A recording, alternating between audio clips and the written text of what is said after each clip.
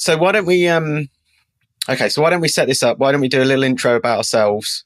And then why don't I start it off and then we'll intro ourselves. So imagine we've done the hi, welcome to, because I record that offline. Right. So right, how about something like, hi, and welcome to Sound Discussion.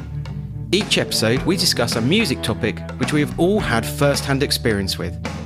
These will be anything from getting started, recording, playing live, mixing, mastering, and everything in between. Most episodes, we will have a special guest to bring their professional experience to the discussion. So, let's get started.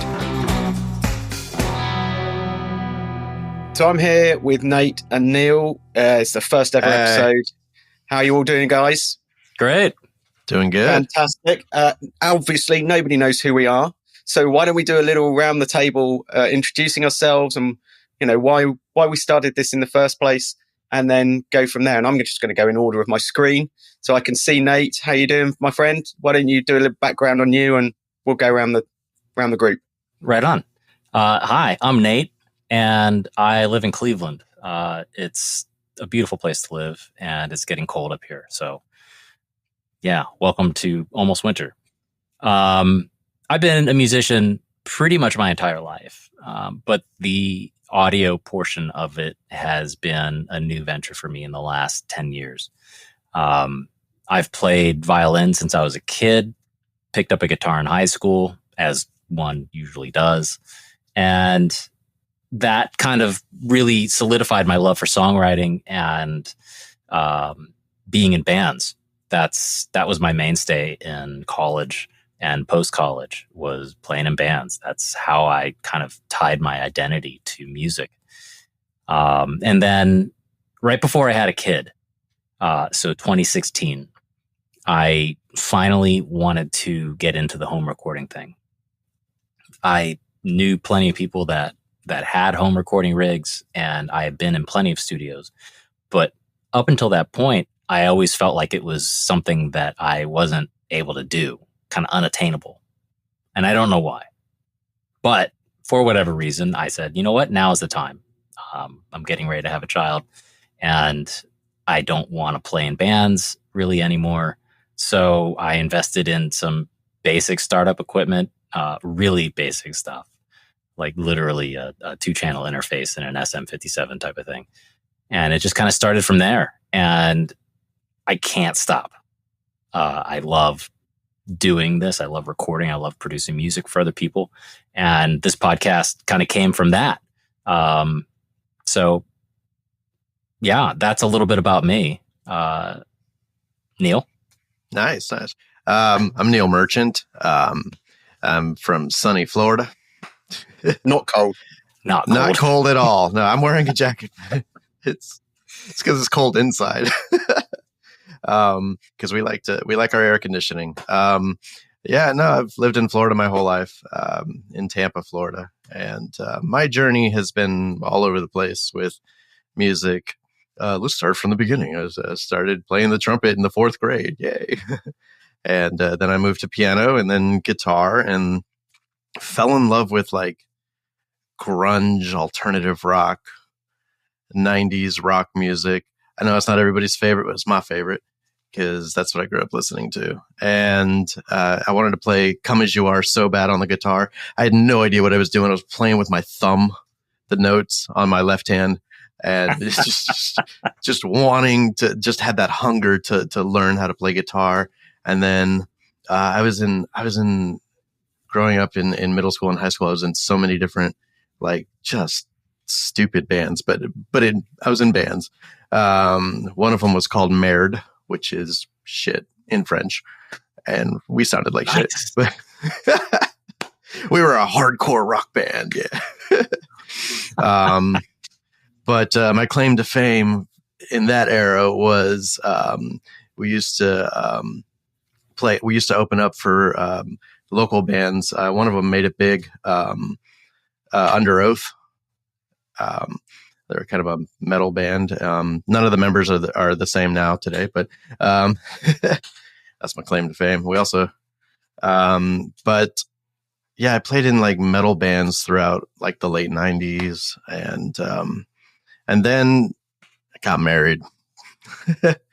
Got married, had a kid, and all the music stuff kind of went on the back burner for a while. A lot of things went on the back burner for a while, and then I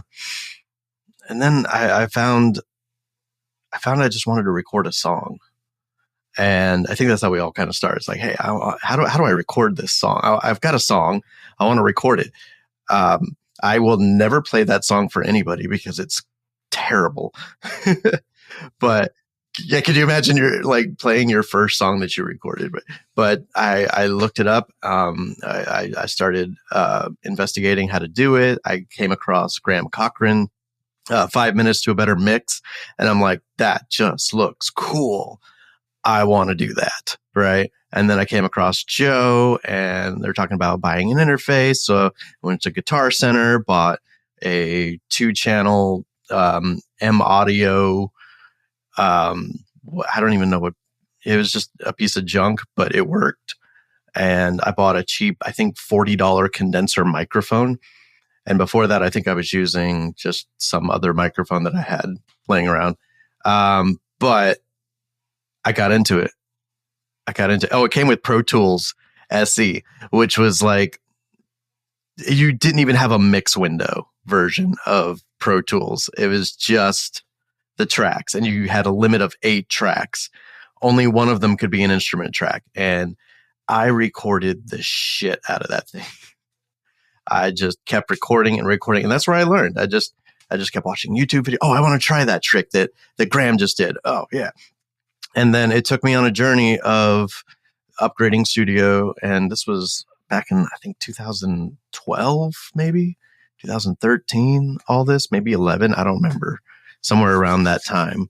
And then joined Home Studio Corner. Ben, when did you join? Oh, must have been somewhere around there, I'd have thought. Yeah, because 2013, 2014. I'd have to look back. Something like that. Joe did that not long ago, didn't he? And it's quite a while now. Yeah. Yeah. And just for the listeners, Neil mentioned Joe, and that person is Joe Gilder of Home Studio Corner. And that's really how we all met. Yeah, absolutely.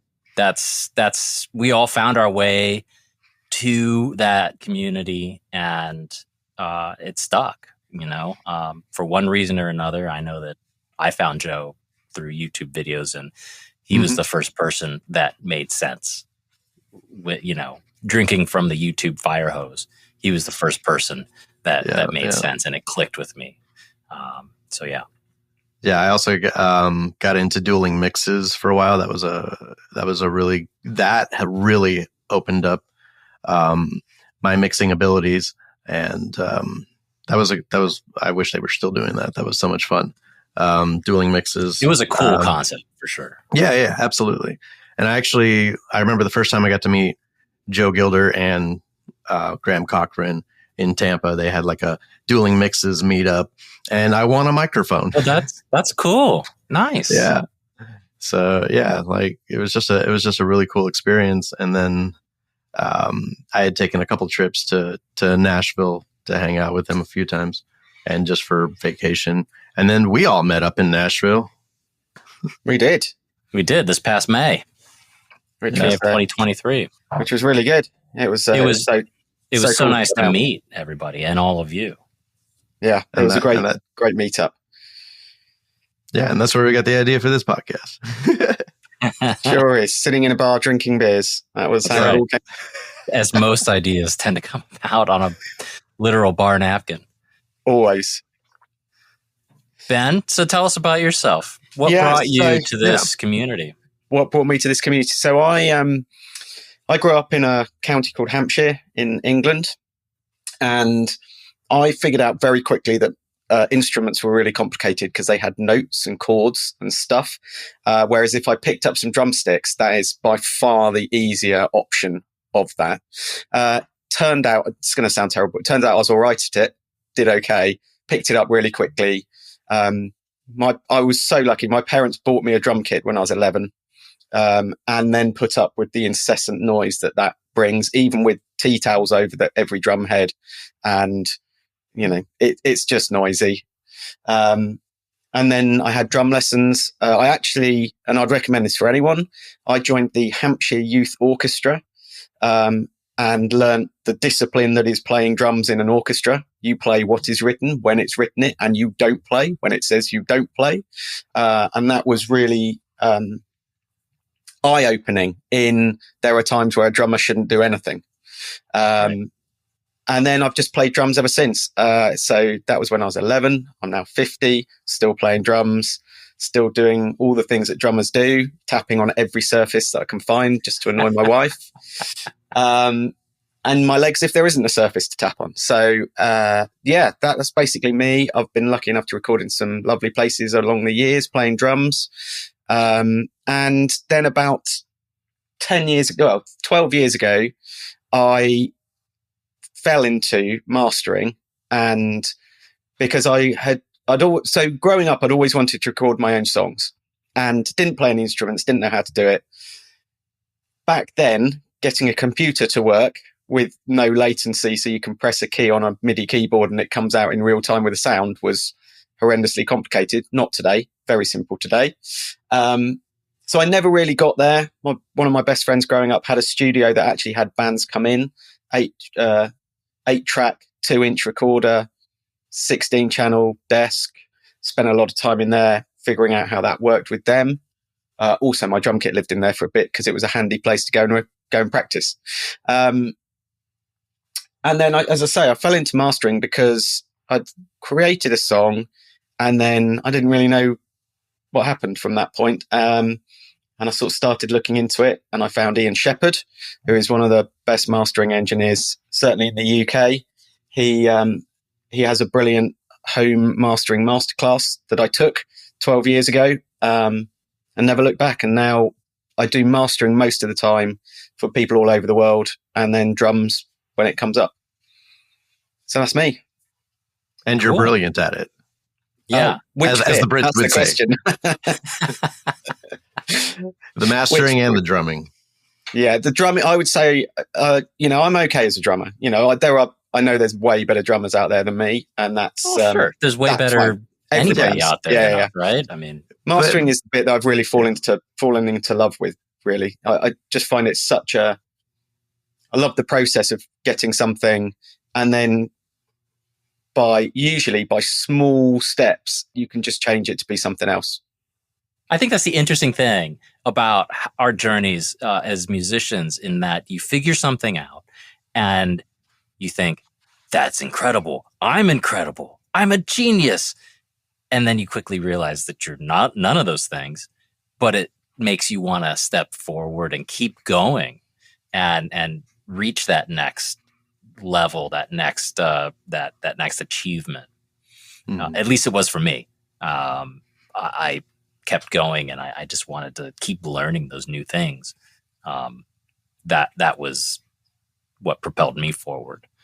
Yeah, definitely. And I think the thing that I found really interesting is the more I learn about the other parts of the recording process, the better it makes me at the bit that I sort of have ended up specializing in. So the more I understand how a mix goes together, the more I understand that if I have a client send me something for mastering and I think, right, that they need to fix this in the mix because it's not ready for mastering, it's not just, oh, your bass is too loud. You can actually say, you can help them with the frequencies that are causing problems or whatever it is, because I've got a better understanding of mixing. And I think, Nate, you were saying the other day, when you saw my mastering process, it was like, oh, okay.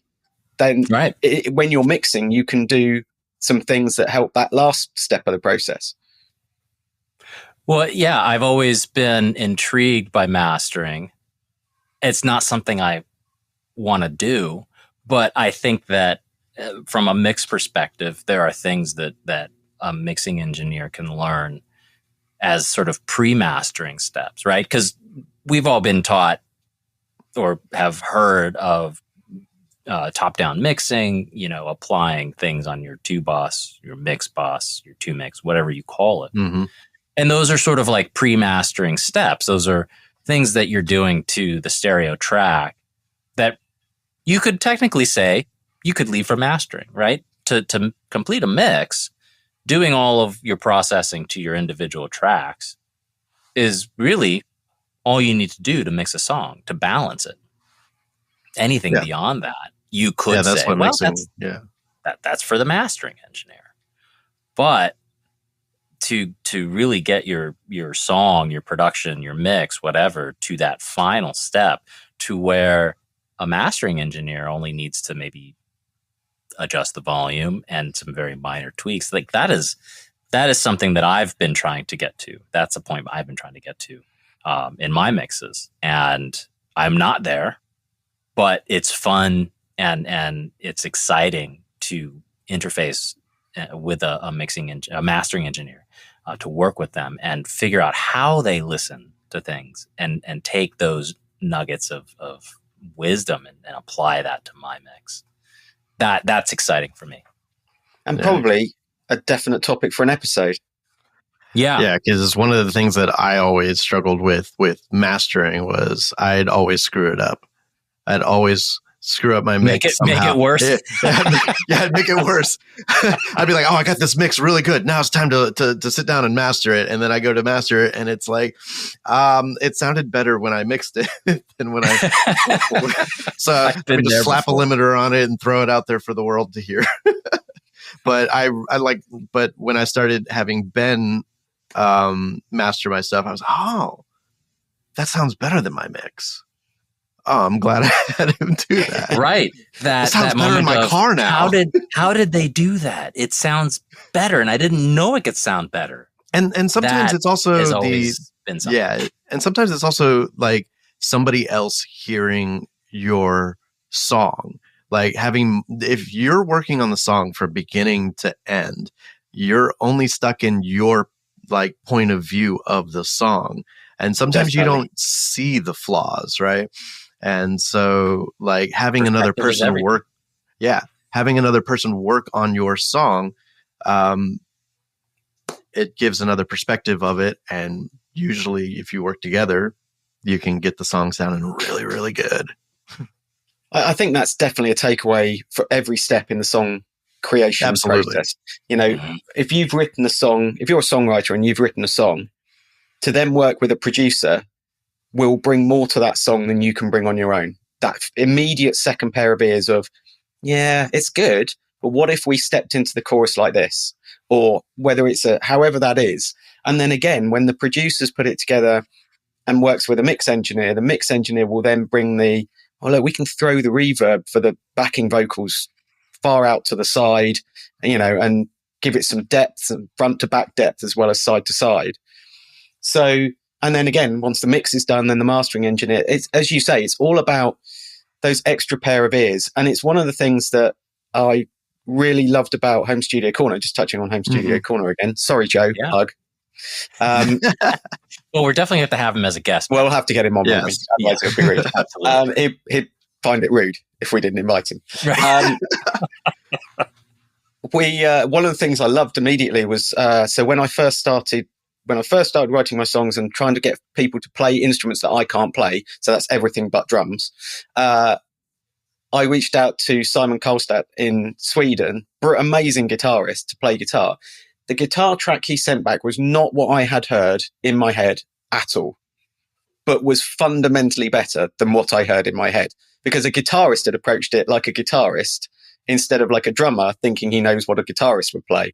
And that's, as you say, it's all that, bringing all those bits together and allowing them the freedom to just do their bit. Instead of saying, right, I want you to play this, just say, hey, Ben, I need a drum track for this. And let a drummer then play the drums for it. Or, you know, hey, Nate, I need some violin to go on here. I'm not going to tell you what notes I want you to play. Just you play what you feel. And that's where everything then grows, doesn't it? It all suddenly becomes better. It becomes larger than those individual parts. And if it's not what you're looking for or whatever, like, you can discuss that and try again or try something different and work together to get it correct. And I know, like, there's some people that are thick-skinned and really hard to take that sort of feedback from other people. And so they sit in their little home studio and only work on their own music, and they never share it to other people to get feedback from, usually because they don't want to hear it. But it's hard sometimes. It is hard sometimes. It's really difficult. And I remember getting feedback on something I wrote and getting negative feedback. And I'm like, well, fine. I'm going to go back to my studio because I like it, and that was the wrong way to go about it. Yeah. I remember reading I read an article with someone that it was talking about mastering, and they were saying, if you sit at home and think that your track sounds great, you've mastered your own track and it sounds great in your studio, and you put it in the car and it sounds terrible, and then you think, well, it sounds great at home, that's your problem. Because if everything you're listening to on your car stereo sounds good apart from yours, the problem is yours, not everybody else's. So they were basically, the article was saying, go in your studio and just listen to released music, because that is what it should sound like. So if you're saying, oh, but mine's got more bass than the released music, well, it's probably wrong, because there's a reason that the released music has that amount of bass when you listen to it. So it was just a really interesting article around, you have to be accepting of your limitations as well as learning the bits that enable you to understand better how it should be. Mm-hmm. And that's and a lot of people stress so much over, oh, I need to get my room treated. I need to get this. I need to get that. I mean, a little bit of treatment is good so that you can, get the regular reflections. But what you were saying, let's listen to professionally recorded and mastered music on your system so that you learn your speakers and how it's supposed to sound good. So once you that's what it's supposed to sound like. Just listen to your favorite records, listen to your favorite songs on your speakers. That's the only room correction you need. Yeah, in your mix position, and I stress, with the volume turned down. Yes. Yeah, you don't want to be listening to it too loud because your ears will naturally compress that, and you'll get an unbalanced. And any sound. Imperfection in your room acoustics are just made worse the more you turn it up. The more it bounces off the back wall, the more you get second reflections having come back off the back wall, now hitting the side wall again. Just turn the volume down. It takes a lot of the room out of what you're hearing. That, and I think also, like, the louder the music is, correct me if I'm wrong, that like the EQ curve on the music that you're listening to gets more hyped, the highs and the lows or something like that.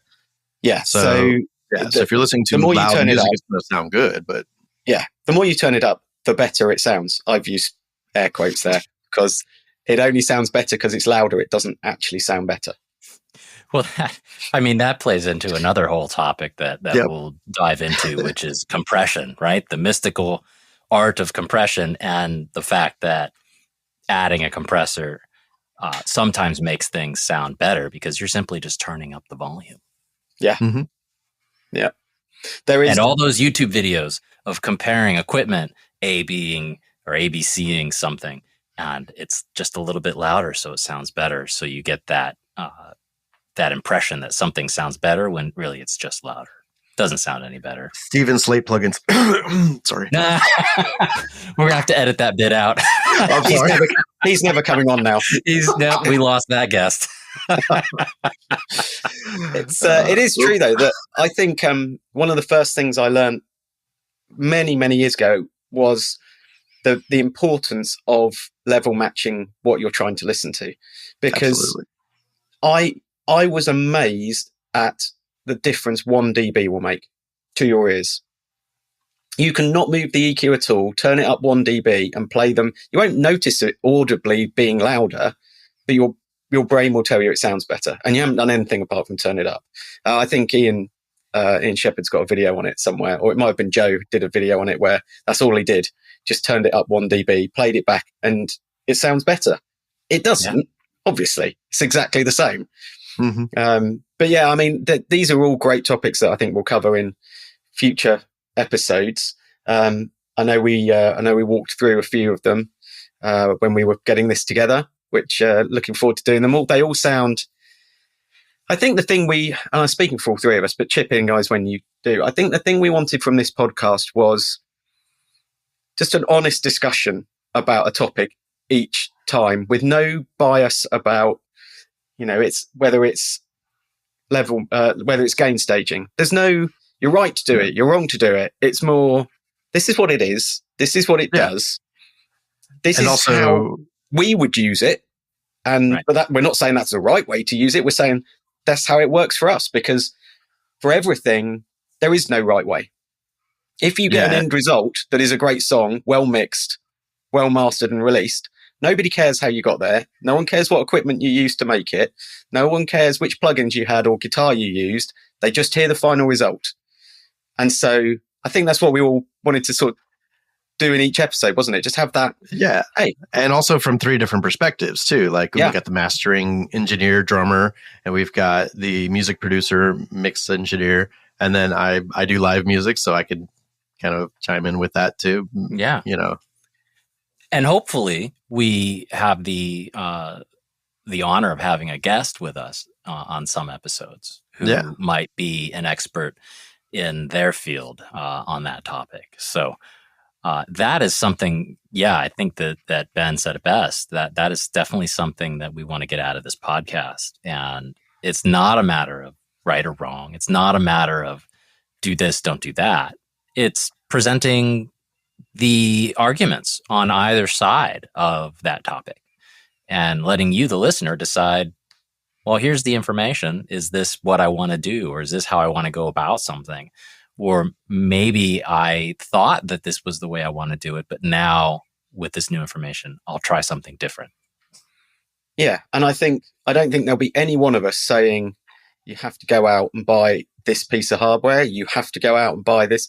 I don't, that's not where any of us have come from. I think that's one of the nice things is we're all fairly well down this journey, and we're all doing a great job at the bits that we do. And I don't suppose any of us have ever, I mean, I'm sure we used to say, I won't get better unless I have, or I can't do this unless I've got a Apogee interface, because that's what the pros use. So you can only sound like a pro if you've got an Apogee.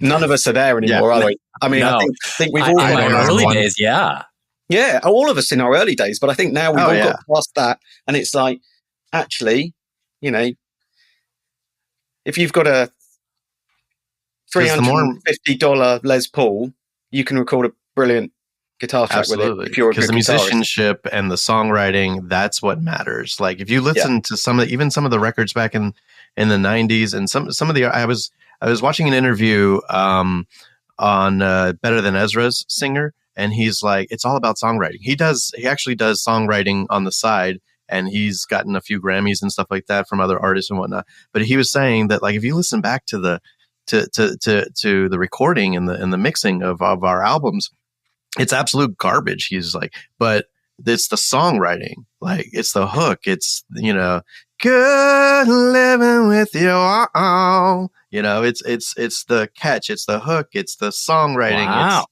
That's what. Yeah. Oh, thanks. Not bad. A round of applause. Yeah. I'm not gonna be doing that, boys. There'll be no singing for me. You won't hear me singing, that's for sure. No, there'll be none of that. So we'll spare the world that in a podcast. You don't need that. Don't need that in your life. Look, I think it's going to be really good. I think we're going to have some interesting topics, as you say. Hopefully, we'll get some guests to do interesting discussions as well. Yeah, I mean, I think we've set the scene for upcoming episodes quite well. Woo! Yeah, and this has been a long time coming. I know that some people who are going to listen to this podcast are friends of ours, and I've been talking. Hi, friends. Hi, friends. Look, Mom, on TV. We've been talking about doing this podcast forever, and life and responsibilities and schedules, and time zones lining up, and here we are. Finally. Time zones especially. Yeah. We got there in the end. I think that this is going to be exciting. So I hope you, the listener, come along with us and learn along with us. We're not experts. We're just people that like doing this. We like making music, recording music, working with others to make music.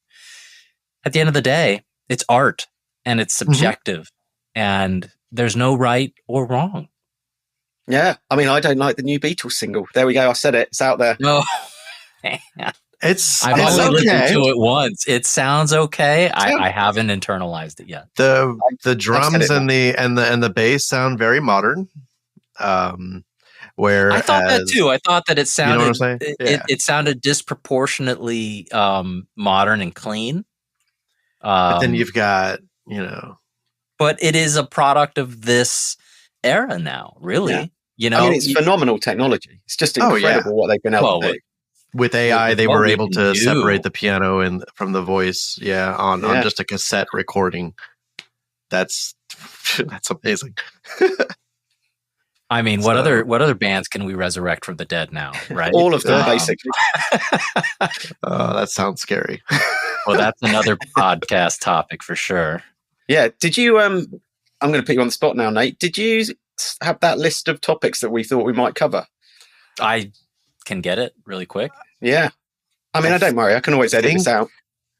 Yeah, we'll edit it I out. think I have it. Nobody edits somewhere. anything on a podcast. I should have brought it up on my screen, but I did not. I just thought we could line up, just go through a few of the topics we thought we might discuss in future episodes. I would do, but I'm the least organised of all of us, clearly, and I don't. All right, so here we go. So I'll go down the list of some of these topics. Self-mastering. Should you even bother mastering your own music, or should you always hire a mastering engineer? Oh, good topic. Do you need to work with a producer? Same kind of idea, Mm-hmm. The DIY musician, that is the core of musicianship today, is doing it all yourself. We have the technology, we have the capability of having a world-class studio that, takes up a 1 foot by 1 foot footprint on our desk, right? We have everything we need. But if you're working in your own vacuum, are you really getting the most out of your music? Workflows, analog versus in the box versus hybrid. Compression. To compress or not to compress. When to compress, maybe, as well. When to compress. Do you compress on the way in? Do you compress, you mix it in the box with compression? Or, do you wait till... Or how about just a simple, what is compression? Yeah. Right? Because that trips people up. EQing. Well, how to EQ? What types of EQ there's no endless supply of EQs out there. I mean, literally throw a rock and you're going to hit an EQ. Which one do you use? Right? So that is, we could talk about that for days. Oh, mastering services. Yeah, human versus AI. Yeah, what a topic. Machines are out to get us. Yeah. Oh, I like the next one. I like the next one too. Saturated market. How to get people to hear your music. That's one I think that you'll shine on, Neil. Because like one of the biggest things, like if you're gonna like do music, if you're gonna create music out there, like get a band together. Just go out there and play it. Get people to listen to it. I'm just in a cover band, but do some covers and do your. Is there are people that are making just tons of money and getting tons of listeners through simple TikTok videos, right? And making music specifically for that. They don't probably, I can't speak for any of them, but I imagine that a lot of them have no desire to go on tour, but they can make music all day long in their home studio, and it's reaching millions of people. Yeah. Through modern platforms. So I mean, there's that. That's something that was completely unattainable 20 years ago. Oh yeah, absolutely. And I will always recommend, hey, get your music out there in front of people, because it's one thing to listen to it in a car once, and then like some people may save it to a playlist or whatnot. And then it's another thing to actually go to a venue and hear somebody, even if it's just a little coffee shop, 4 people there who, you just got to start, if you've got an album and you just put it out, or an EP, learn some covers and get about 30, 40 songs together of covers and your stuff, and just go out there and play. I know that seems like a lot of songs, but, because you got to fill 3 hours usually. Or actually the better thing to do would be to start off at like, open mics, jam sessions, stuff like that. Yeah. Start bringing your songs to that. And then start building a portfolio of songs, and then maybe get some gigs here and there, maybe once a month go out there, and then, start a Facebook page, have people follow you. And I know several people that's what they do. That's all they do, is they don't do covers. Actually, they do their own stuff. They have Spotify, and they have thousands of listeners. Yeah. And that's because they get out there and they present their music to people, and people love that. People definitely love that. Great topic. Yeah, absolutely. And I just saw this on Twitter the other day, and not anything new. And I'm not claiming to have written this at all, but you're not going to get your 100th listener or 1000th listener by not releasing anything, by not putting yourself out there. You're not going to reach your 100th episode of your podcast if you don't release your first episode. Exactly. Right? And so that is the real fundamental sort of first step for anybody, especially us when we started with Home Studio Corner. You're not going to make your 100th song unless you release your first one. Exactly. And it's going to sound like shit. Yeah. But you got to do it. And you have to stick a fork in it and say it's done and move on. Yeah. That's another topic. When is your music done? When is it done? When is it done? Move on to the next project? You can work on your song until you leave this earth.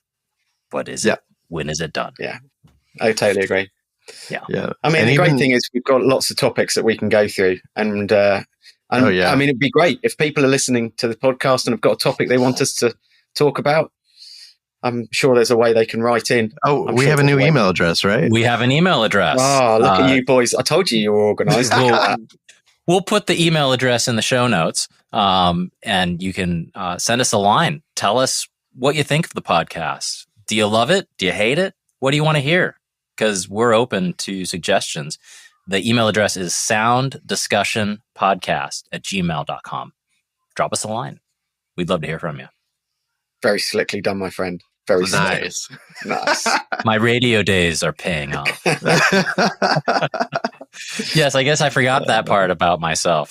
From the beginning, I did college radio. I also forgot about the live music part on my part. I'm sure we'll learn more about all of us. Yeah, we'll learn more about ourselves.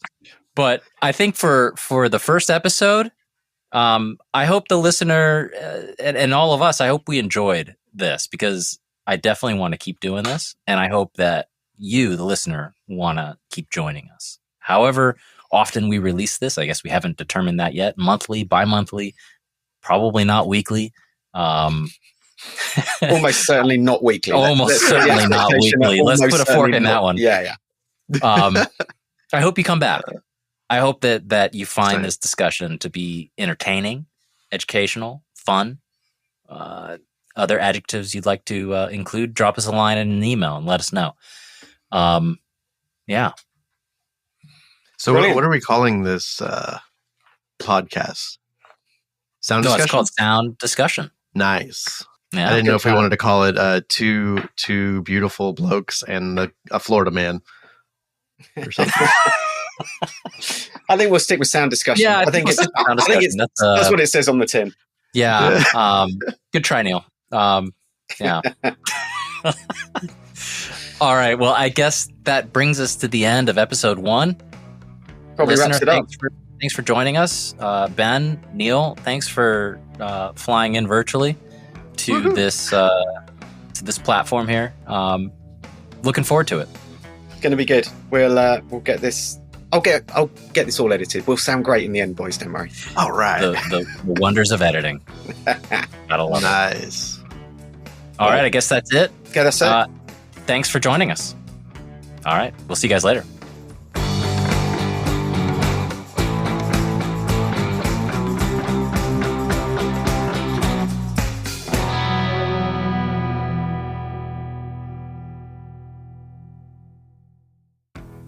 Thank you for listening to Sound Discussion. Your hosts are Ben Holmes, Neil Merchant, and me, Nate Kelms.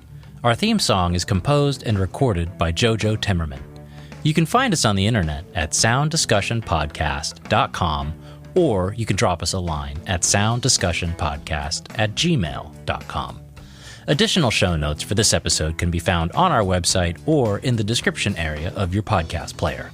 A big thank you to our guest for taking the time to chat with us today, and to you, the listener, for taking time out of your busy schedule to be part of our discussion. We look forward to having you join us again next month on another episode of Sound Discussion.